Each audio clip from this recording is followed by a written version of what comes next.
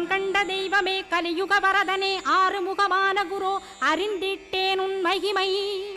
இக்கணமே வருவாய் என் ஸ்கந்த குருவே நீ என்னை காத்திடவே எனக்கு நீ அருளிடவே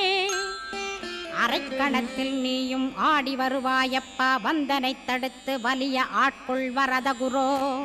அன்பு தெய்வமே ஆறுமுகமானவனே சுப்பிரமணியனே சோகம் அகற்றிடுவாய் ஞானஸ்கந்தரே ஞானம் அருள்வாய் நீ ஞான தண்டபாணியே என்னை ஞான பண்டிதனாக்கிடுவாய்